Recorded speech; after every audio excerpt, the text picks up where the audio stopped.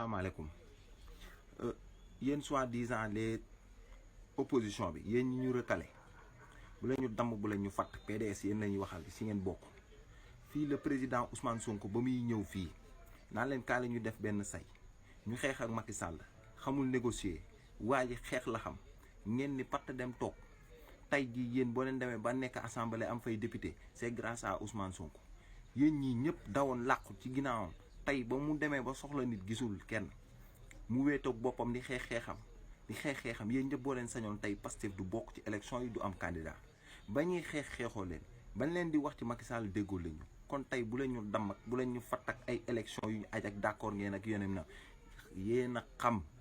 le 25 février incha allah élection day am ñun nekk ñu fii nii pour ngeen di jàppee ay xaru pël-pël wala ay coggal est-ce que yéen a ngi dégg fii ku ci nekk yéen ñooñu ñëpp di wax ay opposition ay